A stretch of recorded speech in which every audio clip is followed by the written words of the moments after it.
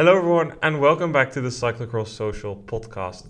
Today, we're going to be talking about a variety of things, including the World Cups this weekend in Maasmechelen and Hogerheide, but not really a full preview podcast, but we'll discuss a number of topics that are hot at the moment. And with me here to do that is Issam.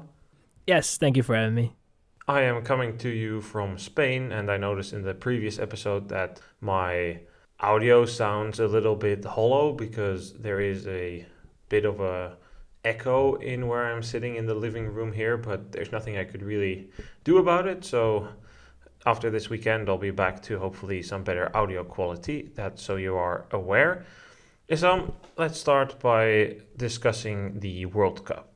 This is going to mark the end of the World Cup version 2.2. At least that's what I'm going to be calling it. Flanders Classics reformed in 2020 when they took over, 16 races. This year they reduced it to 12 in their second reform. It were 11 races after Cabras got cancelled due to a storm. What's your overall thought as we've had 9 out of the eventual 11 races? This wouldn't be the Cyclocross Social podcast if we have no critique whatsoever. I think it is... it's a formula that we have currently, regardless of the calendar. Let's just focus a little bit on the competitive part of it, the point system in particular as well. I think that in a way you can definitely say that a lot of riders, in terms of mindset, definitely have somewhat prioritized World Cups over other events. So I think in that regard, we can definitely say that if that was something they were pursuing, organizers, Flanders Classics, I think that they can definitely say that in that regard they really succeeded. But if you look in terms of the points classification and the rewards you get, the prize money as well, because there is no start money, I think in that regard it's a bit flawed. And if I look at the season itself, I think we, on the men's side, at a certain point it almost felt like Van Toorn had run away with it and there wasn't really anyone with an answer. And to be honest, when you have Tornaz as a runner-up in the classification, you kind of know already what time it is, because normally Aerts is not really the one that should be bringing up the fight to Van Toorn out. And there's nothing wrong with Van Toorn out, but it tells you a little bit something about the classification. If you miss a couple of races and you have, and your competitor wins quite a few, or he wins just a couple and you're not able to win, but you score decent, it becomes incredibly hard to bring up a battle to the ones that were able to maybe win 2 or 3 races. And I think with Van Toorn that is definitely the case. I mean, he was able to win the second and the third round of the World Cup.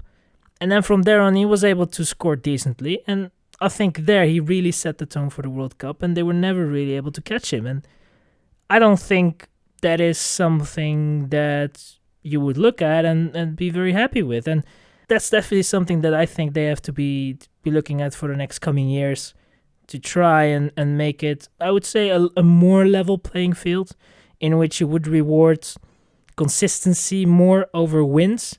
I think that would be a little bit more fair, but I don't know what your take is on it. Let's start by asking ourselves the question, what was the desired effect of this 12-round World Cup? It was so more riders would focus themselves and dedicate themselves entirely to the series. You can say that to an extent that has worked out positively for the World Cup. I will note that this is due to the fact that the Cabras World Cup was cancelled. That weekend was going to be skipped en masse, but in the end that didn't happen, so that effect was zero. This is something they still need to keep in mind for next year. But regardless from that, even if it would have been just that one weekend, you can say that it has had a positive effect in terms of riders competing in the entire series, especially on the women's side. Brandt has done all the races. Van Empel in second missed 2, but that was because of a injury. She was planning to do so. Backstedt, Schreiber, Vasch, Van der Heijden have also done all of them, as has Bentveld. That is a large number of riders in the top 10 of the overall. Manon Bakker in 10th is another name that's done all of them. So in that sense, it has had the positive effect. But The tension, has it been there in the classification? Have they been able to hype up a battle for the overall? It's the only series that has a leader's jersey. No, it's not been there. And the reason for that is quite simple. The point system sucks. It's horrible. I pointed this out a couple of seasons ago. They're doing two things wrong. First of all, with the 40 points for the win, 30 points for second, you are actively encouraging riders to skip one round. If you are in a positive high position, and this was especially the case with a 14 or 16 round World Cup, it's so easy to just skip one because one skip equals at most 4 victories. What they need to do is either reduce the gap between first and second, because a 33% increase from second to first in points is not fair. What they need to then do is either reduce that gap, as said, or they need to increase the point scale, and I would be a favor of this. Return to the 80 points for the winner. This means that if you skip one round of the World Cup, you're pretty much out of contention, because that equals 8 victories, thus saying that if you miss one of the 12 rounds, you need to win to compensate for that so many of the other rounds that it would be deserved for you to skip one. This would encourage riders to not skip the Italian World Cup. Secondly, lower in the point system, they need to stop with all this nonsense of, first it's like 40, 30, 25, and then they just stop caring, like 22, and from 4th place onwards, it's just 1 point down. To me, this makes no sense, right? So if you have a bad day, a really bad day, and you finish 14th, but your rival for the overall finishes 4th, perhaps behind Van Aert, Van der Poel, and let's say Thibaut Nys, then Toon Aerts is not punished for having a bad day, and Van Toerenhout is hardly rewarded for being 4th. So these are two things I would improve on the point system, and then I think you can have a somewhat decent schedule together, and I don't think we need to discuss that now, Issam, but I think we've covered that during the Christmas period. That period, because of the increased World Cup races there, has become so busy, and it's not going to change next year. In fact, next year there's going to be a 12th race in that 2-week period, which Mette Penninge, actually, for once, I'm going to praise what he said. If in football, teams need to play 3 matches in a week, the papers are all about it, it's too much for the players. But in cyclocross, if there's 12 races in 2 weeks, they're expected to ride everywhere. I would like to add on that is, sure, it will be brought up because, football obviously in Europe is a big thing, but I think that in the end, the matches will be played. They have bigger selections, they can always swap around, they just use a lot of the substitutes or guys from the B team, and it's somewhat settled in a way. And even though they try to swap players and all that, there's still a lot of injuries on the football side. And I think you could definitely argue that it gets highlighted more. But I think in the end, they are somewhat in a situation in which, they get a program presented by UEFA, FIFA, and everything around that. They don't really have anything to add. They basically get the program and you have to play. So I feel that in cyclocross, it's similar. However, I think in cyclocross, the riders can maybe force the organizers and dictate more their own voice, I feel. But then you look at the riders, there's not really one voice. There's not really someone that is able to, really the voice of the riders towards, the organizers and put them under pressure and really discuss something that will help out both parties, or at least find a compromise. And I think cyclocross definitely is in a stronger position than football or soccer, how you want to call it, is. They are not really in that position because it's there all about the money. It's there all about, they got the substitutes. They can grow their selections in a way. But with cyclocross, it's the riders. They cannot have a third leg or a second arm and then add another arm next to it, or that's not possible. You have what you have. That's your body, and you have to work with it. And I think that's, in the end, maybe that is an area in which they can work on, and maybe they can try and figure something out. In the end, they have to find a solution, and I think you can only find a solution with both parties being somewhat happy and finding a compromise. And I think that could be found, but it needs dialogue. The means are there. There is a riders' union, and there are athletes in the UCI Cyclocross Commission, I believe. But even if they don't speak through one channel, they all say the same. There's too many races, we need to make choices. And that's the thing, where in football you're forced as a team to show up to 3 matches in 8 days. Cyclocross riders can opt to not do all the 12 races in 16 or 17 days. The problem, however, is that this is generally not accepted by organizers, who will then complain about riders prioritizing other races. And I agree, there needs to be like some sort of compromise here going forward, because this is just not sustainable. And what role the World Cup plays in that is also, to be honest, quite dubious with so many races in that period this year, but good. There's 2 more World Cups coming, Maasmechelen and Hogerheide. Let's turn our attention to a couple of open question marks coming into this weekend. The reason we're not doing a full preview is because it's 2 races and not 1, 2 different courses. And also, I don't really care about the results this weekend. And that's not because the World Championships are the week after, but it's because how riders are training. This morning I went out on a training ride and I come across this climb. What's going on the climb? The Coaster Bouwpunt team is training super hard. They're doing hard intervals. The French junior team passes me on a later section of that climb. They're also training hard. This is not your normal preparation for a race weekend. It's preparation for the World Championships. A lot of European teams and federations use this week for that final training incentive that helps you get the super compensation around the World Championships, which is why some riders will do very well next week and then kind of not do well at the World Championships. Others do it the other way around. And then most of the top riders kind of just do both. But we've seen it many times that Nijs or Van der Poel, or even in the day Daphne van der Brand had a bad day the weekend before the World Championships, and in the papers it would be, should we be worried? We don't know, maybe. And sometimes it is a red flag, and other times it's just completely useless. So that's why we're cautious about that. But what is on the line this weekend, Issam, on the women's side, is a remaining question on the Dutch team. The Dutch team has 9 start places for the women elite. The 9th place is going to be between Aniek van Alphen and Denise Betsema. Who would you favor for that position at the moment?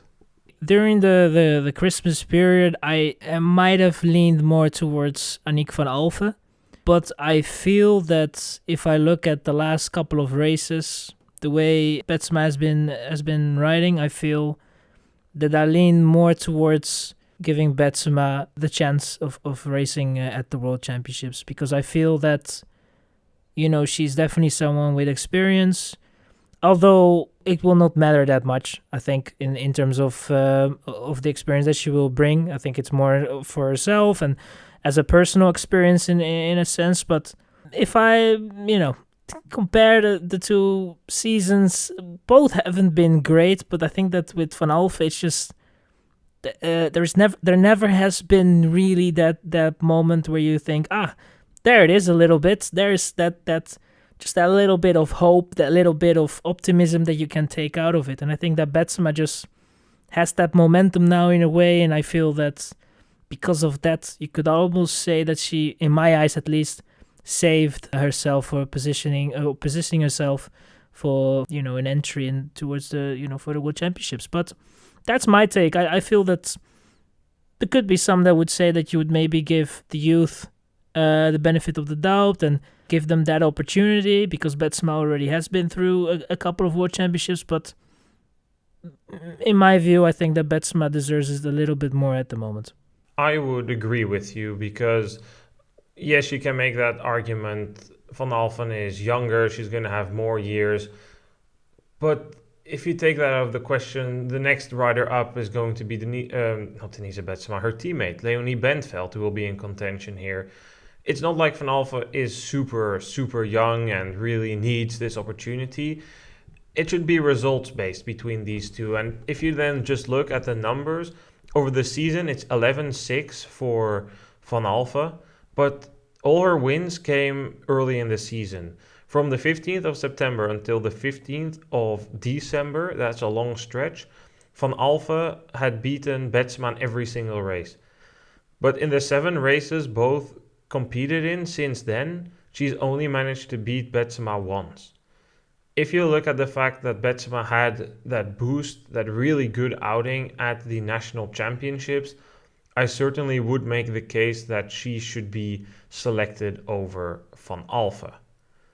One of the riders that is going to race the World Championships, it's although not officially announced yet, was to be determined, Marianne Vos, but considering the fact that she's racing Maasmechelen to get a better starting position in Ливан, that pretty much confirms it, right? That she's going to be racing there. Her season has been 5th in Besançon, 4th at Dutch Nationals, and then 4th in Benidorm. We discussed her race a bit. She needed to come from further back in the field, cost a lot of energy, didn't have that final push in the final lap.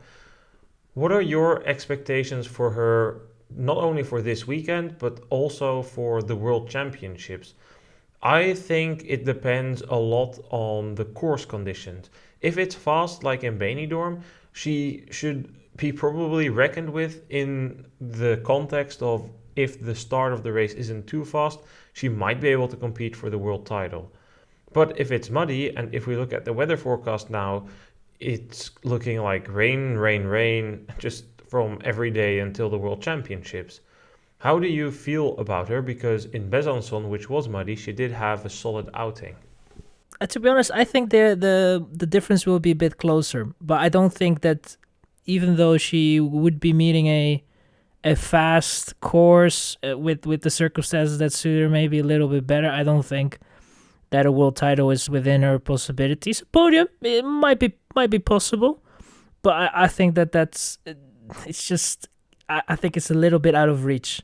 You never know, she could surprise me, but that's just the feeling that I got. And I would say that on the tougher courses, it looks like she finds her way, she gets in a rhythm, and she's able to, have a very strong race from start to finish. There is obviously somewhat of a dip, but I feel that she can pace herself quite well. And so I think with the experience, the power that she has, she would also do reasonably well on a course that's a bit tougher. I would say maybe somewhere around a top 5 for me would be a great achievement, and I think that it could be realistic. We have to wait and see. I feel that a podium could be, for me at least, would be a surprise. I think a top 5, to be honest, I will look at that and say, well, that's a great result. I know who I'm talking about. Like, I honestly do, but I just feel that it's maybe just a tiny bit too much. It's a World Championships. She knows how to work towards those events. Podium is, for me, is a bit too much. A top 5 would be a great result. If it is anything less than a top 5, and she's within the top 10 but just outside of the top 5, I think that she can be reasonably pleased with that as well. To be honest, I don't really that much emphasis on the results, because it's someone that what she has achieved so far, and that's uncomparable with such a World Championship. For sure, she wants to perform well, but I feel that she's somewhat in her later phases of her career in which will probably not face a threat towards the front on the World Championships. On a fast course, I really, really wouldn't rule her out. It's dangerous. She was right up there in Benidorm, considering the fact that she needed to move through the field on a course where that's super challenging. I do agree that it's probably, especially considering the weather conditions, not that realistic to expect, and we're still far out, so those weather conditions can change and such, but probably the top 3 favorites are going to be Van Empel, Brandt, and Pieterse in whatever order you want. Behind that, the cards are there for a top 5 for Vos, though, because Verdonschot, who was 5th last year, isn't racing. She's out with an injury. Casasola and Alvarado both in questionable form at the moment. Schreiber and Backstedt racing the U23 race. So that really leaves her and Blanca Vash as riders that proven themselves so far this season, that are coming there carrying good momentum. That's not to say that Casasola or Alvarado can't beat either of them, but they are coming probably in with a bit more confidence. So that will be interesting, and it will certainly be an indicator this weekend how Vos does. I think in these muddy conditions she should be all right, but I will question her finesse and her feeling on the cross bike, because she's been off it for quite a while and not done that much cross specific training. That could be something that influences her. Speaking about that, Issam, I just mentioned Puk Pieterse as one of the contenders. She missed last weekend's racing with a cold. How do you feel about that? Do you think that will severely impact her? Last year, she was ill after Benidorm, like a bit more seriously ill, which really affected her. How do you feel we should look at this time? It could be something that we could use if it goes wrong. Klaas van Tornout moment? Well, something like that. I have to say that I was a bit surprised with that when the news came out and she was going to miss Benidorm, because normally this is a race that you kind of don't. It's easy. It's very easy to get going from a training camp to and jump straight into the race in a way. But she made that decision. I think it's somewhat of a caution. They try to be a bit safe, on the safe side. Who would blame her? I think with the World Championships coming up, you don't want to take any risks, and you want to play it safe. And I feel that is probably what they did. I don't think it's a Klaas van Tornout situation. I think they honestly, there was maybe somewhat of a cold, and then you just don't want to take the risks, because you want to give your body the rest it needs, because if you don't, you might end up on the wrong side of your form and ruin everything. And I think that's probably what was going on, and we will see how it will affect Peterson this weekend and in the World Championships. But I don't really expect that we will be talking too much about that cold in this weekend and the next weekend. Then a final thing on the women's side. Zoe Backstedt has elected, as expected, to race the women's U23 race. I think it's a logical decision. Kind of with Alvarado, you can make the case, well, if one of the three favorites have a bad day, then she could be the lucky third. But I think it makes a lot of sense. This is her third U23 year. Going for a second title there makes more sense to me than trying to finish third, fourth, fifth, or sixth at the Elite Championship. And if you look at the season itself, she hasn't always even been able to beat Schreiber. Schreiber has been quite solid this season. Again, Schreiber and championships do appear to be a bit of an issue. It's not the first time this year's European Championship that she struggles there. But yeah, I think that's a logical decision. And she will face some competition there from this weekend, riders that are returning to competition. Isabella and Eva Holmgren. Glazenova, we mentioned her very, very extensively in the context of the Benidorm World Cup. The Holmgrens, however, should also be a force to reckon with. Eva Holmgren was well into the top 10 in Zonhoven until she made that flip at the bottom of the Kuil. That was a very power-dependent course. So the fact that Eva Holmgren, who tends to do slightly worse on those power circuits than her sister, was so far up was a positive sign. Holmgren last year, Isabella, I need to use the first names here for once. So Isabella Holmgren was fourth last year at the World Championships on a very muddy course. She was 12th in the end in Zonhoven. She made a powerful impression on me when I was in Hulst, but she really lacked the confidence on the technical sections there. That should not really be an impact in Ливен, which is a very straightforward course. So that's something exciting to take a look at. And with Bentveld not really living up to the expectations this season, there could be quite a good fight for the bronze medal or perhaps silver. And I mean, you never know at the World Championships. Gold could be on the line, but realistically, I think Backstedt will be my favorite. That's for next week. Then let's move to the men's side. Issam, there are also some pressing issues here. In Belgium, 8 of the 9 riders have been announced for the men elite team. Who would you pick for the ninth spot here? Jens Adams is currently favored, but other names in the mix are, for instance, Wietse Meeuwse, Daan Soete, and Toon van der Bos. Who would have your preference at the moment? Probably Jens Adams. I think that with Adams, despite the fact that he, it hasn't always been the greatest of results with Adams. Definitely a couple of results in which you look at and be like, meh.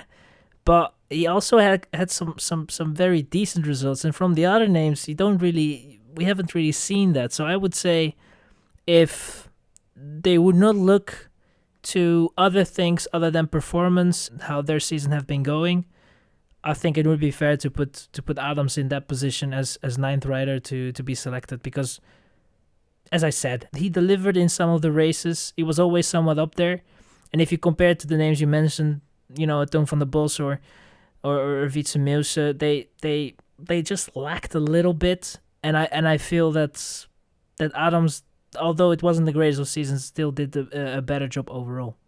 I would agree. Very boring. Again, we both go for the same selection here, but I don't see any reason to not select Adams. He seems like a good guy. He's always very easy in the group, in the national team.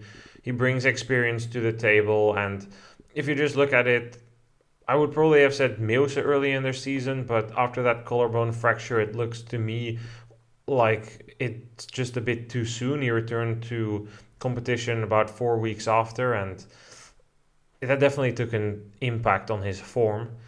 Something we didn't mention just now on the women's side is that we assumed the battle would be between Van Alphen and Betsema, but now we're talking about injuries. I remember Vorst is injured and is going to return to competition this weekend. If she doesn't perform well enough, she might be inclined to not race the World Championships, although the national team coach seemed quite confident that Vorst would be in the team. Enough. Back to the men's side. The other riders in contention. Soete, I don't really see a reason to take him. And then Van der Bos. Issam, we talked about him earlier, I recall somewhere in the Christmas period. His start to the season was quite good. You predicted him for a podium, I recall, on our very first preview episode for Beringen. He did quite well there. He was 7th on a course that doesn't suit him. After that, he hasn't really been able, or not able at all, to obtain good results. His two only top 10s or 3 top 10s in recent times come from Otegem, Koksijde and Baal, all not necessarily the most stacked races. He hasn't got on a single World Cup top 10, so purely on merit, I think it really should be Adams. In Belgium, there has been a lot of writing and coverage of what's going to come up in these few races this weekend leading up to the World Championships. The Belgian bloc is back from being gone. They're hoping to make a collective fight against Van der Poel at the World Championships. And there is the sense that Thibaut Nys might be able to beat Van der Poel this weekend, next weekend at the World Championships. How do you view that frame? I have to say that if you think, based on 2 weekends, that Nys is able to now all of a sudden bring up a fight to Van der Poel, I think that delusion is a good word that would summarize it in a way. I feel, look, Nys definitely, in my eyes at least, the last 2 weekends have been very good. I feel that, honestly, I would say that he has performed at his best so far this season. Things came together well. He was able to dictate the races. He rode very smart.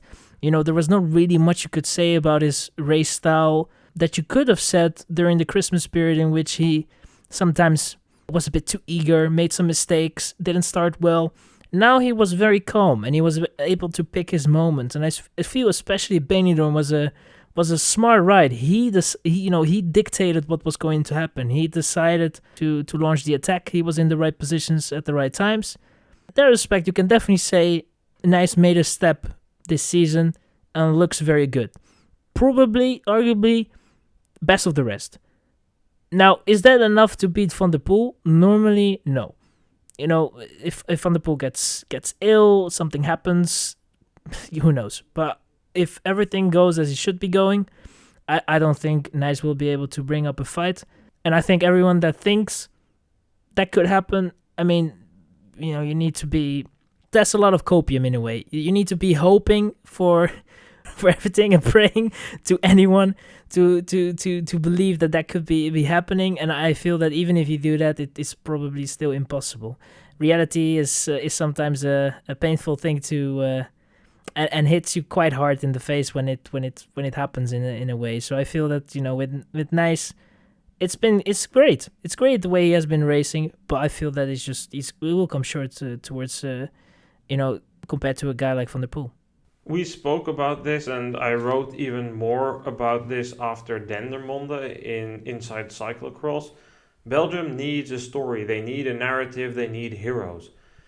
They're going into this World Championship without really any favorites for the world title. They're outsiders everywhere and irrelevant in every women's race. They are looking for somebody that can have a realistic shot at the title. Let's look at the men's races, right? In the men junior, they have Gilles Lejeune and Arthur van der Boer. They're constantly hyping Van der Boer because he's on the Golazzo Young Lions. He's signed with the team of Sven Nys. However, Lejeune is the more talented cyclocross rider out of the two. His skills are better. He doesn't nearly look as powerful. He's a first year.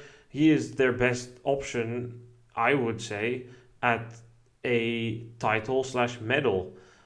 Are they the favorites? No. Jumar and Agostinaccio will be the favorites in that race. Men U23, Del Grosso has dominated that and should normally win the world title. Michels isn't being hyped. Men Elite, well, we have Van der Poel in the equation. So they're really looking for something to hold on to, something to push towards these upcoming races in Ливан. They need something that gives people hope. Belgium, it's because cross is so big, the need for results is so big. It's like Ferrari in Italy. They don't want to hear, we'll compete for the title next year. No, they want to win the constructor's title, the driver's title this year. Belgium wants a world title this year. They don't want to hear me tell them, but next year Jordi Corses is going to have a good shot at the world title in the U23 race.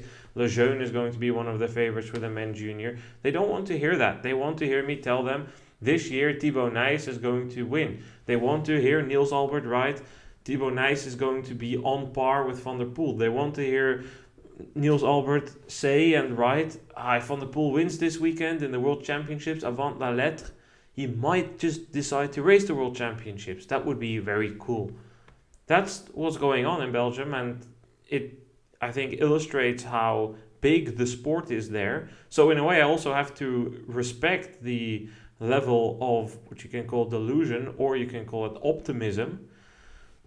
Ultimately, I agree with you, Issam. If you just look at this season, Van der Poel has consistently been the best. Yes, Nys looks stronger now than he was in the Christmas period. I don't think it was by all too much. He should be the second favorite. Maybe you can name Van Toeren out on the course there. But yeah, that guy Van der Poel, that ride in Zonhoven was everything you need to know, right? Win by 1:30, kind of just race on cruise control for the rest. Take some easy wins, retreat to Spain for some training. I saw him the other day. I'm not going to draw any conclusions on what I saw, but everybody looks fast compared to me on these climbs. He looked to be cruising with some teammates in the Spanish sun. He's 5 for 5 at the moment, and he'll hope to finish his cyclocross season 8 for 8. In all honesty, that's probably going to happen. Obviously, we don't know how he will return. It could be that he trained quite hard and that he will have an off day, one of the races that are coming up this weekend. But, make no mistake, even if that would happen, even if he would lose one race, even if he shows some weakness in the weekend that is coming up, he will show up at the World Championships. He will make sure that he's there in lap 1, and you will not see him. It's simple. We have seen it before. We will see it again, and probably if it keeps continuing like this, I don't want to draw conclusions, but it could be something that we will still see for like 2 seasons. So we have seen it, and every time we talk about it, every time we have little doubts, and then we come to the situation which matters the most, and then we see what happens. So I think that it is, as you said, there's one thing with the Belgian population in a way, and especially with the media, they always try to they know what reads well, and the Belgians don't like to read things that are negative about their riders, or the chances that they have at the World Championships. They like to read things that are very positive about their chances. It's not even that, they might actually know what's going on and they might actually believe that it's not going to happen, but they just want to read it. They just want to see someone putting it on paper and writing it down. So, anyways, I feel it's going to be interesting to see what Van der Poel will do this weekend. But it's not going to change my mind on who's going to be world champion the next weekend. I don't think that is just exclusive to Belgium, right? The Dutch also like to read about their chances to become European and world champion in football and in ice skating. They don't want to admit that Jordan Stoltz is going to clap them. They want to read that Jenning de Boer is going to do the comeback. I mentioned the example of Ferrari, and the French also have a press that certainly knows what to write and how to hype their athletes, even if they deep inside might know that it's a very, very big stretch. So I still think it's interesting, and the reason we bring it up, and I feel we've been talking about it quite a bit in recent weeks, the narrative in Belgium, is because that's what we try and portray. We try and give a look into how cyclocross is being lived in Belgium at the moment, because we can read and understand all the Dutch articles. So that's really the reason we bring it up. But if it's getting annoying, please just let us know in the comments and we'll find other things to talk about. Issam, I think that is all the points I had to cover. Don't know if you found anything in the last couple of days in the news that you want to discuss. if I had, I'll save it for next time, because I think we have been talking quite a long time. I don't know how long, but it has been a pleasure talking about the weekend that is coming up, and inevitably we're already somewhat talking about the World Championships, despite the fact that we shouldn't really do that, but we should save that a little bit for the preview. So for me, I'll leave it at this. So thank you for having me.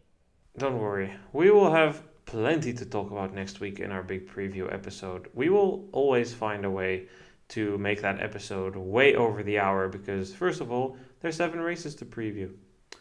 I thank you also for being here, Issam, and with that we will wrap up. I'll quickly edit the podcast and then pack the final things to go back to trashy Dutch weather. Thanks again for being here, Issam. Thanks everyone for listening, and see you guys soon. Goodbye.